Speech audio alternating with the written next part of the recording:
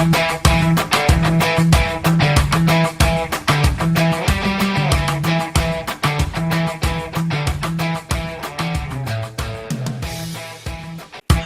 Mana TV international viewers.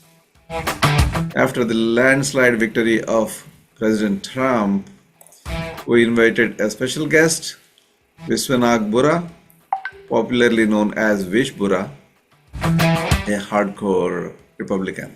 He is the current executive secretary of New York Young Republican Club and operation director for Congressional District of New York 3 and also for Florida 1. He also has worked as the operational directors for Representative George Santos and Representative Matt Gaetz, and is a highly sought political strategist. Welcome, Vish. Welcome to the show. Thank you for having me, Srini. Thank you. And thank you for sparing time for our channel despite your busy schedule and the celebrations, of course. No How do you problem. feel about it? Well, this has been a long time coming. Donald Trump first ran for president back in 2015 when he came down the golden escalator. And there were a lot of trials and tribulations even then through his campaign. That was a sort of surprise victory at that time. There was a lot of resistance. His administration was met at the time, of course. This was all pre-pandemic and pre-COVID. And, in that 2020 election when he lost, for him to come back from that to be elected president again through all those trials and tribulations, not just for him personally, going through not just the battles in the media, but battles through the courts and the legal lawfare factor, and also, the multiple assassination attempts on him, to go through all that to come out with a victory here now in 2024. This is almost a decade's worth of work in the making. And it's really, there's a lot of big signals to take away from it, namely that Donald Trump has built a brand new, resilient and robust coalition of Americans who are ready for a new agenda, a different agenda to work to bring America back to greatness. And it is a multicultural, multiracial, multi-generational coalition, and so it bodes well for the future, and it also bodes some problems for the Democrats and the left here in America. I think that they have a lot of soul searching to do. They're trying to figure out what exactly went wrong. We'll see if they are honest about the problems and can come to good solutions, or whether they're going to take a little while to figure out what exactly their problems are and how they handle it. So this is a really big victory for Republicans, for Donald Trump, nationwide and the world, really, and a big, big loss for the Democrats in America. Totally, totally. Not just America, the whole world was looking at America's elections, and they were trying to, see what America is going to do. But eventually, I think America made the right choice. This is my personal opinion as well. Yeah, absolutely. I think America made the right choice, and there's a lot of problems here that that have global butterfly effects. They say when America sneezes, the world catches a cold. I think that's a right way to kind of think about it. That a lot of the things that happen here do affect the globe, and for the last 4 years, the Biden administration has just been a disaster, whether it's domestic affairs or foreign affairs. They've kind of been asleep at the wheel and allowing chaos and problems all across the world to fester. And I think that Americans understood this because that incompetence and chaos was also manifesting here at home domestically. They saw it very closely and wanted strong order to be brought back to America and the globe. And that's why I think that they went and made that decision to go have Donald Trump be the 47th president of the United States. Terrific, terrific comeback after the loss in 2020. But just wanted to start with what you have done on April 15th.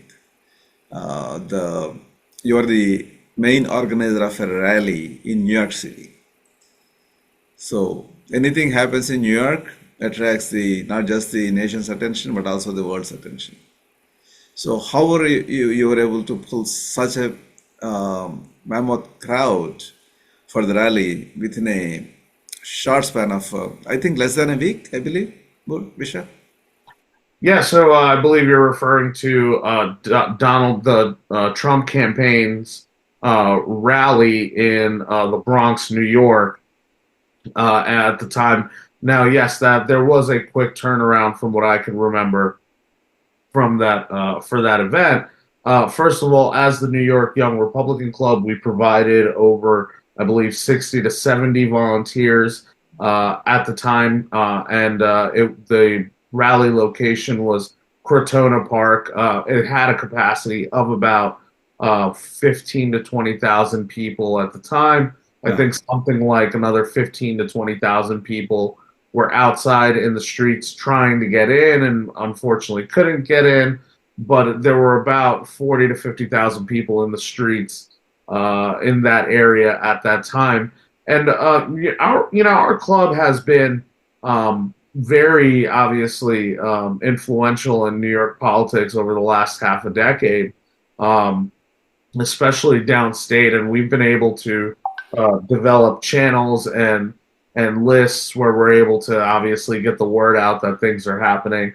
But we also obviously had big help, big support from the Trump campaign and their sophisticated operations to be able to target text messages, to be able to get raise awareness about events and try to get those folks to show up. Very data driven, targeted marketing in that regard. We also did little things like have billboards in the Bronx that were in Spanish that let people, the locals, know that Trump was coming. Also had flyers and palm cards distributed all throughout the South Bronx as well, letting the locals know that Trump was coming. So we did a lot. Obviously, the press gave us a big help and a big lift on that. And then in terms of operational infrastructure, our club provided over 60 to 70 volunteers to make that happen. So that was a monumental effort at the time, and it was the reaction to it was, I mean, it was an optical coup in terms of how the public at large saw the Trump coalition. That it was multiracial, that it was multicultural, multi-generational, and that it was even drawing big crowds even in urban centers like the Bronx, New York, which is one of the most democratic counties in Yes. all of the United States. Very So true. it was a revolution in the making, and we were proud to be a part of history to help the world and America see, exactly how deep the MAGA movement went, even in deep blue places like New York City.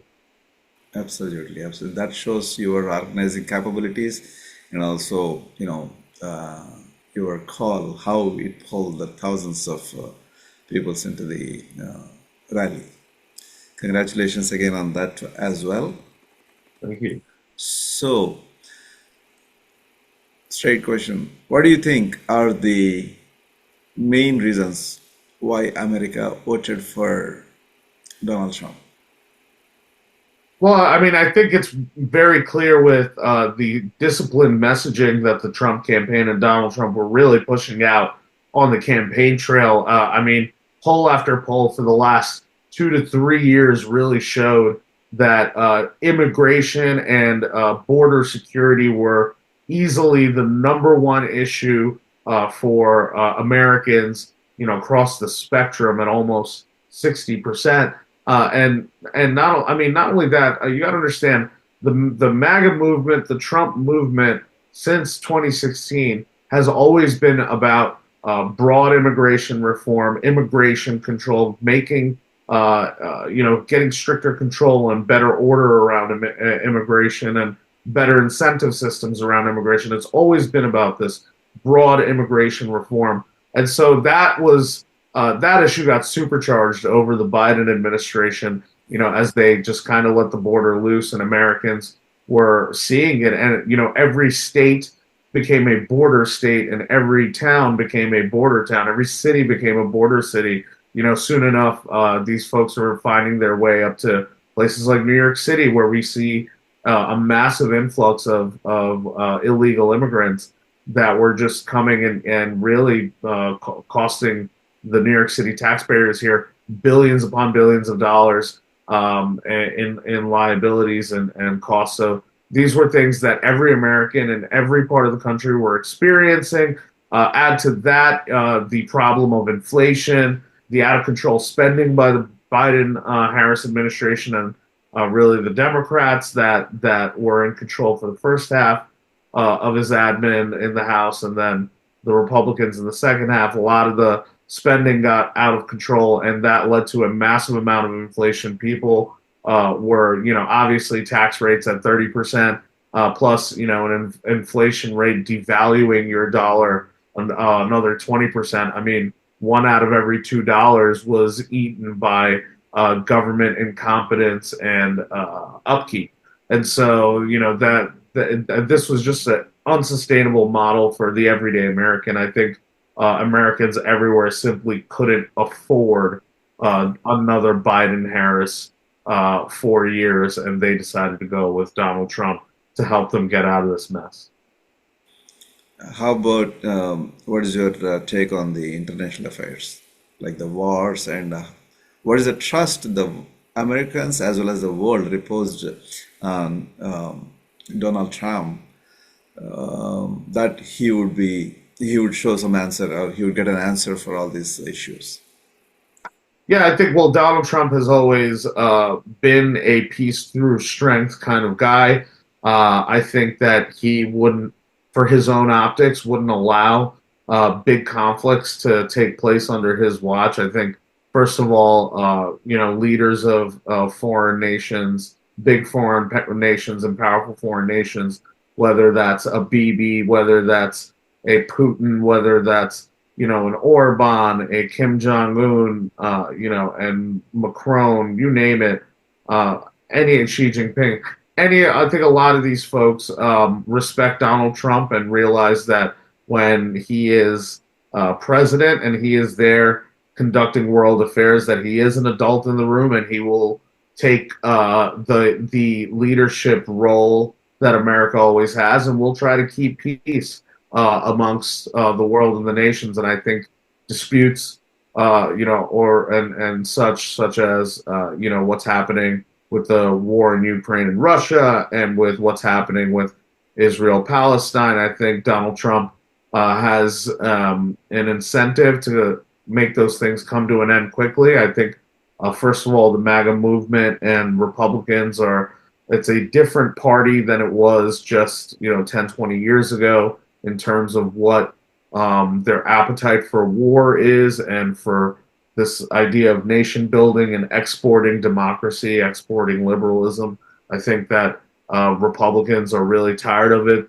The traditional left has always been anti-war. I think that there's obviously a shift going on there, but most Americans want to see peace. Most Americans don't want to see war globally, and I think that they trust Donald Trump to bring an end to these conflicts and bring peace immediately. If it's not a total agreement, at the very least, I think that the fighting will stop, and Donald Trump will see to that. And obviously, there are Americans all over the country and people who believe in that mission. I mean, there was a record number of Arabs and Muslims that were endorsing Donald Trump Yeah, mayors and leaders in towns like Hamtramck, Michigan, and Dearborn, Michigan, and the Somali community in Minnesota, etc. A lot of these people know that a strong leader like Donald Trump will bring order to the chaos that the Biden-Harris administration have brought upon the world. yeah.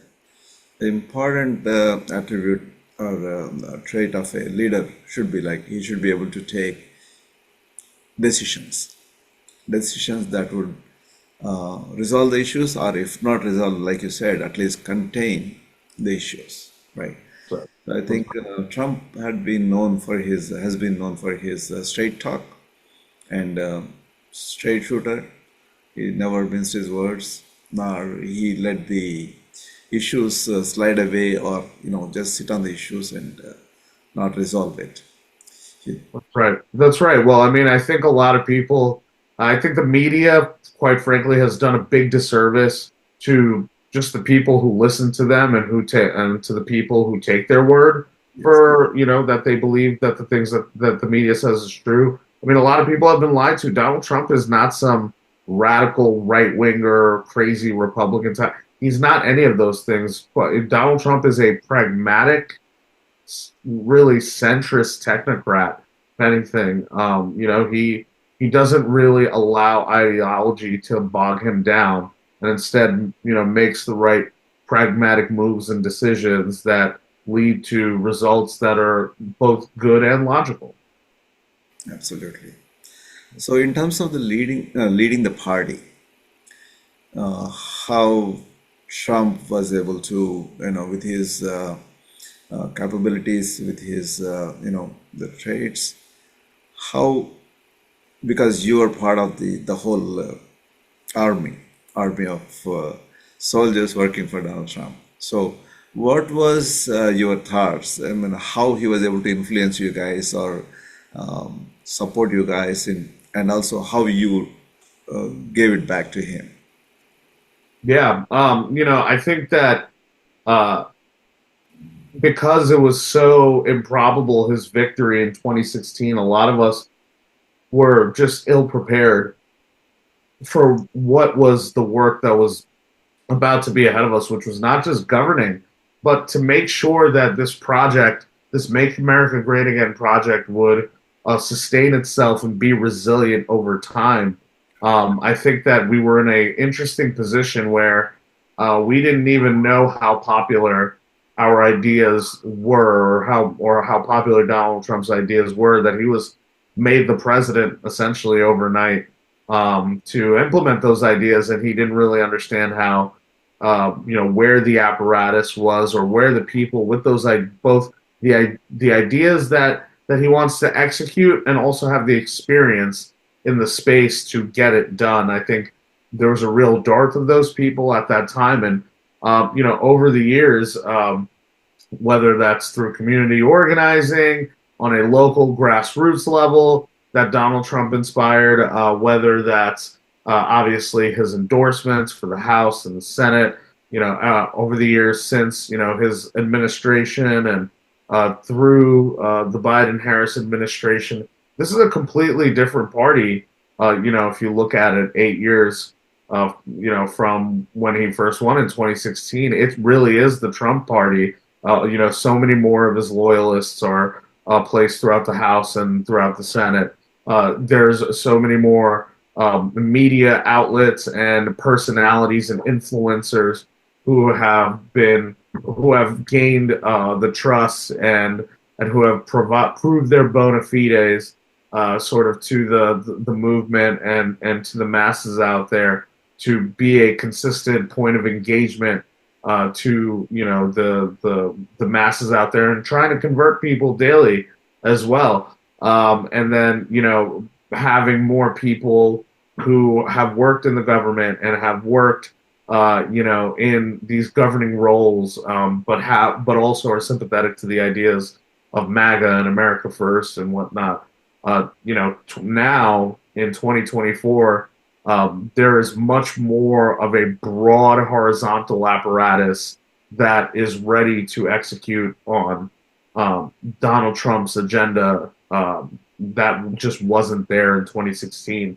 So not only is the party, Donald Trump's party and a party with a shifting sort of agenda priority, um, it is also Donald Trump's apparatus that's going to be ready to govern when 2025 comes.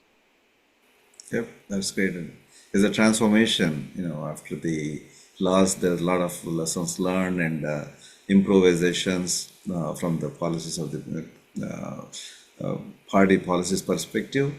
So that I think that all contributed to this. That's right. That's right.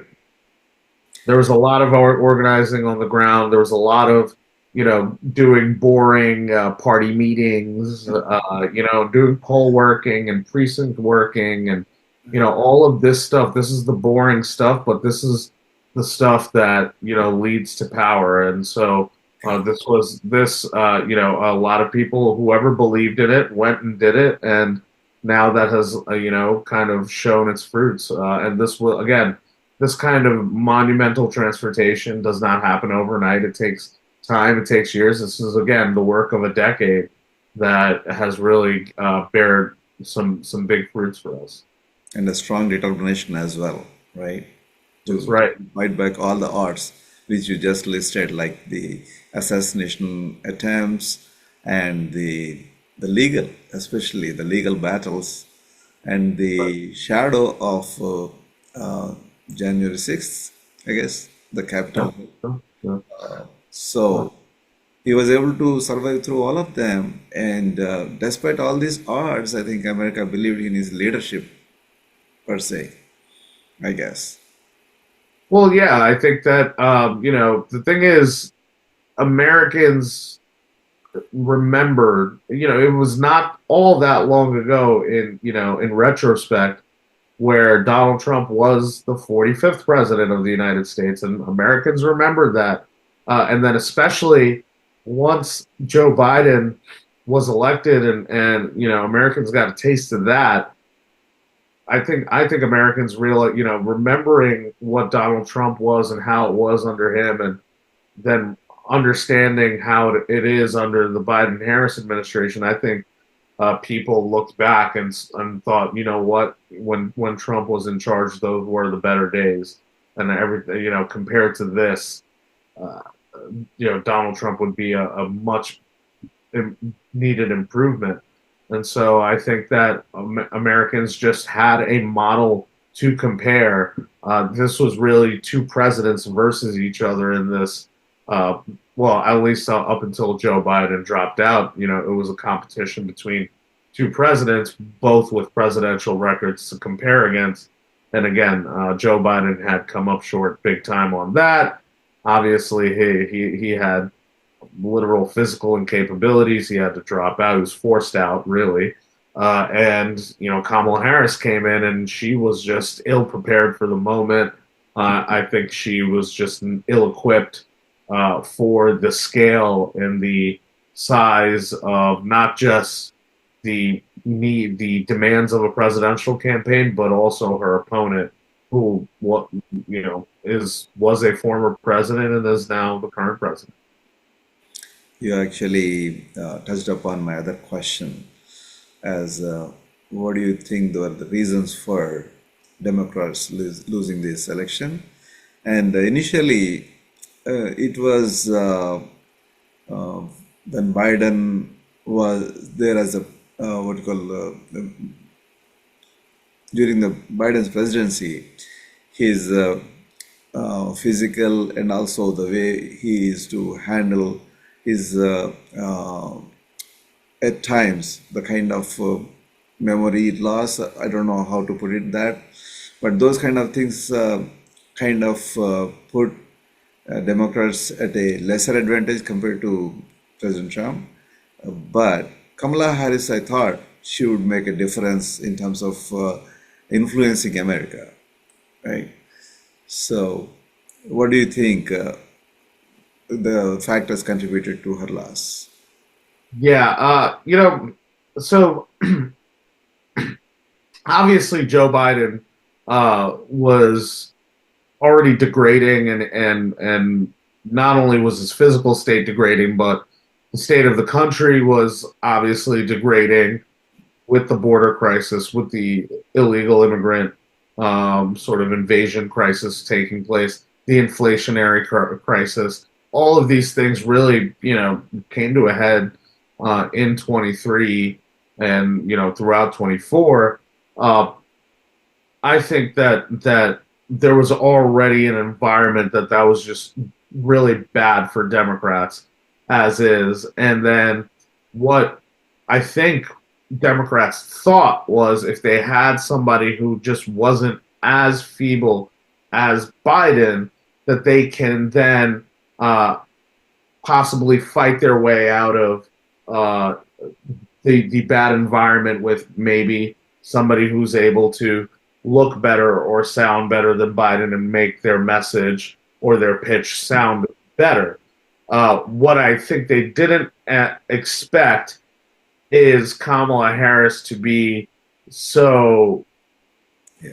really bad at just being a candidate on that kind of scale. I think obviously I don't know, if this is an international audience that's watching or if this is a local audience, but California is essentially a one-party state, and so California is not about beating the Republican on the other side of the aisle with opposing views. It's more about positioning and edging people out who are next to you and horizontal to you on your side in your party.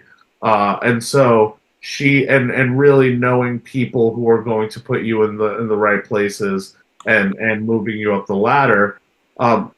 She never really faced a stiff competition on a 50 state scale. Forget a single state scale. Even the one party system in California, once you're a Democrat, you pretty much win. And so she never really faced a real stiff competition. Forget 50 states. And again, against a former president who, is obviously a master of communications on top of, being a sort of political genius and a businessman and all that. And so she was just woefully ill equipped.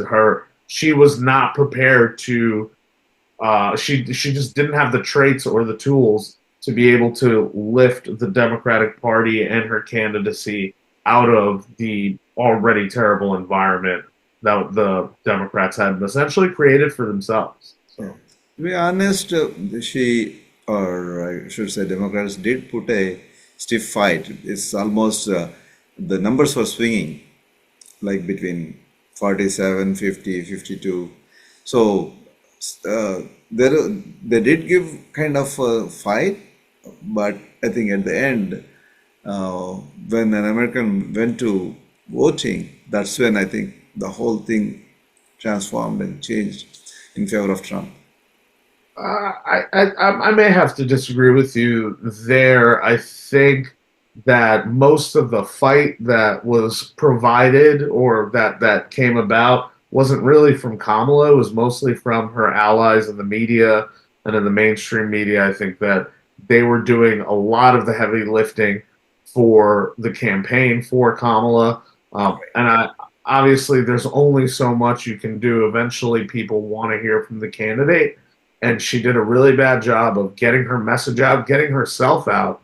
She did very few interviews or with the media, etc. I think she didn't do her first interview with the media until the end of July, and she was essentially the nominee by mid-July. So she waited almost 15 days to just get in front of a camera and talk to the media about what she was going to do, and so she never really put herself out there in a way not only where people understood what she wanted to do, but also never really presented herself in a way where she came off as capable or competent to do the job that she was essentially asking the American people to elect her to do. So I think it was a total failure in optics and in the candidate. And there was only so much heavy lifting that the media, her allies in the media could do to help that campaign. So Trump not only faced resistance in terms of the factors that we discussed, including immigration and his strong voice against international terrorism, right? Internationally also he faced, but still the world believed in him, the country believed in him, in his ideology against terrorism. So, what do you think your views are about that? Well, I think that Donald Trump is not obviously, one of his biggest victories that he touts from his 2016, 2017 administration is destroying ISIS in a couple of weeks, or I think in a matter of a couple of days. I think Donald Trump is again not going to tolerate conflict, um, whether that's here or abroad. I think the way Donald Trump tends to handle terrorists, especially and threats of that nature. I think Donald Trump has shown that even with the way he dealt with the Soleimani assassination, that he doesn't really mess around by trying to bomb whole towns or trying to bomb whole villages with the Army and the Navy and the Marines or the Air Force or anything like that, and just really targeted strikes at leaders to get them, to get those folks to understand the message that he's just going to come after you, and he'll keep it clean. There's also a great story that Congressman Wesley Hunt from Texas tells about how Donald Trump got the Taliban to stop firing at American soldiers in Afghanistan, and how basically Trump threatened the leader by showing a picture of the leader's house to him and saying, I know where you live. Don't, if you shoot at my soldiers, I don't forget. I know exactly where you live. And so that's the kind of tactics and methods and negotiating methods that Trump uses to maintain peace all across the world. So I have all the confidence that Donald Trump is going to have this kind of attitude and style as he approaches our foreign affairs. And I also believe that he's going to have plenty of steady hands on the foreign affairs side to help him, obviously, go through that, what with whoever his Secretary of State is, Secretary of Defense, etc. As we watch the cabinet picks and how the staffing goes for this upcoming administration. And there is a China factor, which he Sure. strongly, criticizes and also imposing tariffs. How do you look at that? Yeah, well, I think that obviously a big mission of the MAGA movement and really Donald Trump, what he's successfully brought to the spotlight, is that China is really America's number one geopolitical foe. Even in his 2017 administration, he did a fantastic job of actually on dealing with the China issue, whether it came to tariffs, whether it came to cutting, basically stopping the theft of IP and also all sorts of these other things that essentially our governments before were letting China get away with. Uh, I think Donald Trump is going to come back and continue to shift Washington D.C., at least our national security apparatus and even our economic approach to how basically in a way that's going to position China as our number one geopolitical foe, and get some of these obviously whatever problems China presents, kind of under control or underway. Whether that's, first of all, we have an innovation problem where China has obviously got hypersonic missiles and have done a lot of development in AI and all that we need to start investing in and catching up. I think Donald Trump knows that. I think that there's also going to be obviously the issue of Taiwan. That's going to be a major hot button thing that Trump is going to have to get under control. I think that there's obviously going to be tariffs and onshoring that Trump is going to pursue. And I also think that there's going to be a sort of um, a containment approach that uh, America is going to take with China's neighbors, namely like India, Japan, uh, Mongolia, Philippines, Thailand, Southeast Asia. I think Malaysia, all these places. I think that America is going to try to strengthen their relationships with whatever that they can't necessarily onshore directly to America. I think a lot of those factories and some of that value-added labor and manufacturing that we would like to see definitely get out of Chinese hands. We may move those operations to places where that we find more reliable, or with allies that we find more reliable, with the talent available to fill those needs, such as India, such as Vietnam, and Malaysia, Indonesia, all these other places, Japan, Philippines, etc., Korea's. So I think that we need to. I think that the China approach is going to be wholesale. I think Donald Trump has made that a hallmark of his agenda for a long time, and I don't see any reason that we don't continue on that path. Yeah, there is a fear that because of this tariffs, increase in tariffs from imports, especially China and India, maybe another probably will be one of the affected countries. So that might trigger inflation. There is a fear about that. Yeah, I think that obviously this is not none of this happens in a vacuum. I think that there's going to be some disturbances in the market. Obviously, some of the monetary reactions to some of these actions that take place on an economic level. I think that all these things are going to happen, but I do believe that Donald Trump is not just more than capable himself to deal with these issues, but I think he's going to have a competent apparatus underneath him of folks who are going to be able to advise him through this and implement policies that are going to help adjust whatever negative reactions may take place while we try to reorient, America and its priorities, especially around manufacturing and onshoring. So Especially because manufacturing now is understood, especially post COVID, manufacturing is now more understood as a national security issue. And so we do have new newfound incentives to be able to ensure that manufacturing is brought back within the shores of the United States.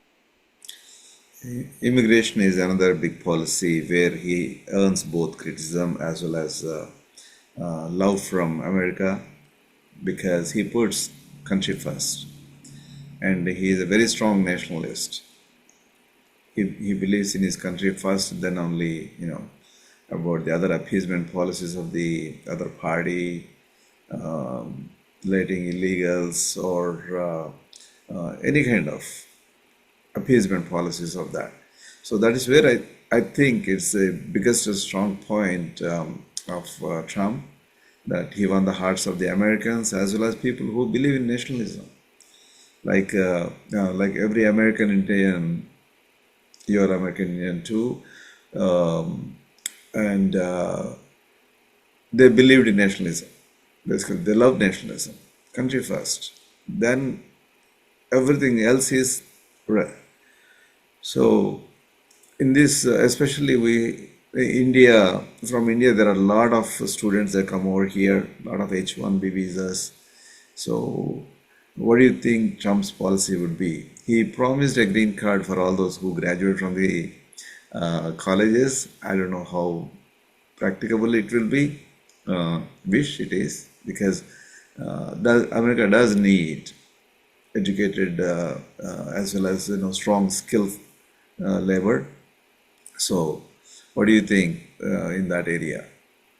I think that Donald Trump, obviously, directionally, he would rather have competent, capable, even highly talented folks in America as opposed to being somewhere else in the world, right? We obviously want those talents to be here and on the beneficial end of brain drain, essentially, right? And so I think that Trump understands that, and directionally that's the route that he wants to go. But I think he also understands that there is a lot of excess, waste, fraud in the immigration system today, and really it's a massive convoluted system that just simply doesn't work, and it's letting in all types of people for all sorts of reasons. And I think that clearly Americans want um, some sort of reform and control and order brought to the immigration system. So I think that obviously on a low skilled level, getting illegal immigration under control, securing the southern border, etc. I think that obviously that's a big Huge cost. priority. I think that asylum seeking and all that, I think that's going to be cut down tremendously.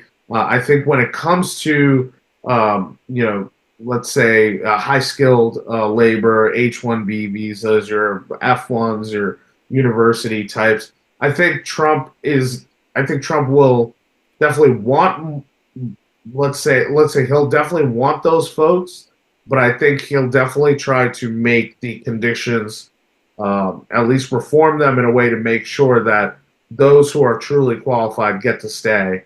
And though, and so maybe that's not all of them, but it's definitely the best of them.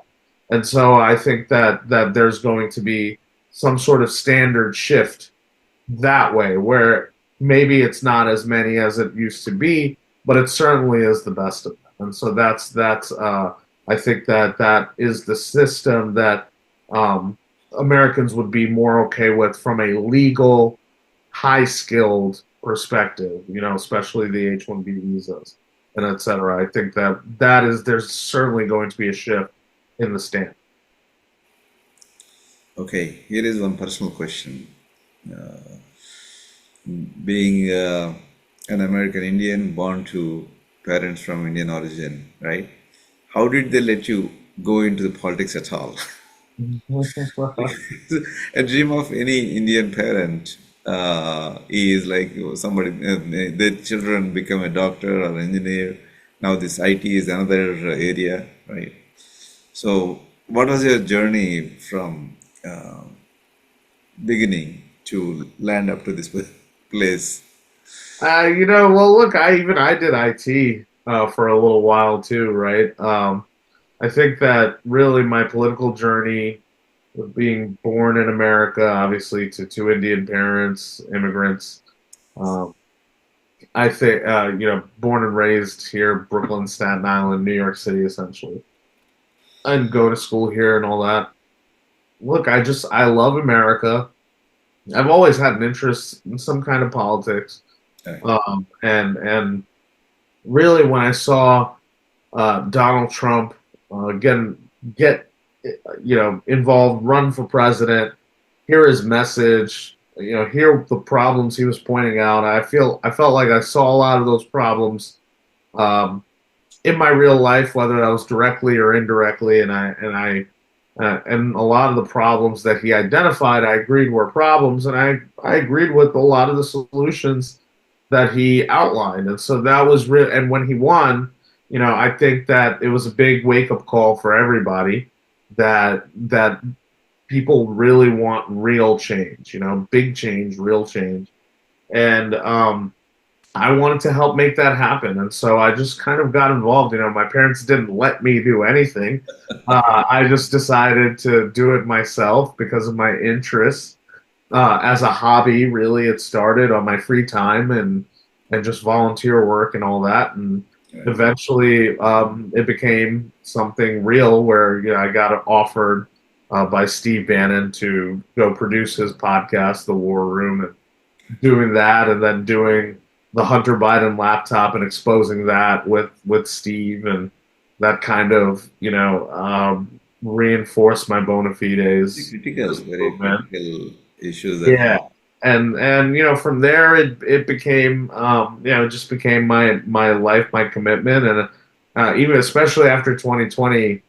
that loss was, I think, it was a critical one because it really tested everybody and their commitment to the whole thing. And now, if we look back 4 years later, everything was worth it. And so, this is I mean, again, as an Indian, I think that I am very grateful that America is this wonderful place that is inclusive, that allows me, to participate in this system at a very high level, and has room for me to do that. And so I think that that's wonderful. I think that's a lesson that should be learned to tell how great another story to tell how great America is, Yes, and it's worth saving. And so that's what I believed, and that's why I got involved, and this is where I am today. fantastic. So, who you think? I don't want to put up a fight between your parents, but who you think have motivated you more, supported you more in this journey? I think my parent. I think Oh, both. okay.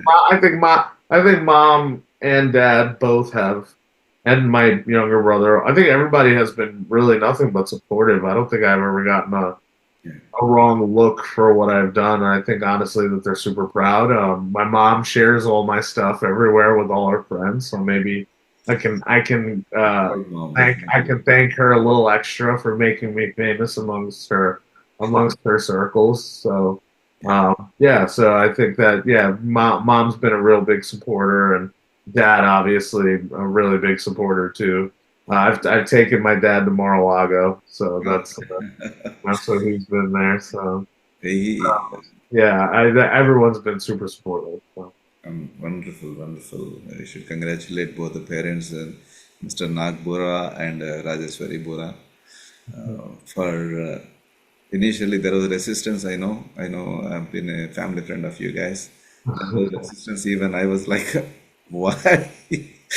But yes, yes, that definitely helped, and helping the uh, New York, your local, to the nation, right? So it's very uh, important that it's not a stereotypical life that you become a doctor, engineer, or an IT professional, but out of box. I think even election of Sunak in England, that also motivated a lot of parents to shift their kids' focus from the stereotypic education to politics, and it is needed. The youngsters with out-of-box thinking, they would provide more solutions, better solutions. I'm not saying experience that do not, but it definitely contributes to some kind of creativity, like you've been pursuing.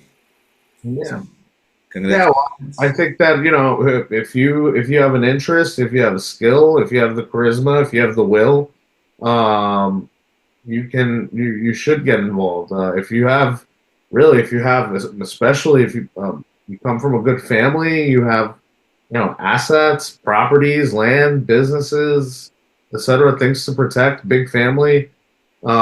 Those are all worthwhile reasons to get involved in politics. And so you want to be able to protect your interests, right? And so that is, at the very least, a good reason to get involved in politics. And if you believe in something bigger than that, if you have a vision to how to make this country much bigger and better, and then this is politics is the game for you. Anybody can play. Yes, that's a wonderful message to the youngsters, so that they come into the mainstream, think creatively, and contribute in the political era. Thank you very much, Vish, the Executive Secretary of New York Young Republican Club and Operation Director for Congressional Districts New York 3 and Florida 1. All the best to you.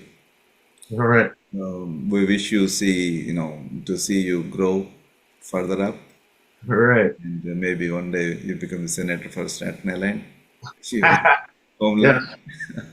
I would love to. Why I'd love not? Dream to. big, right? Yeah, But you are not just dreaming, you are executing things. yeah. You're Yes, putting yes, them in action. sure, sure. So, from Mana TV International.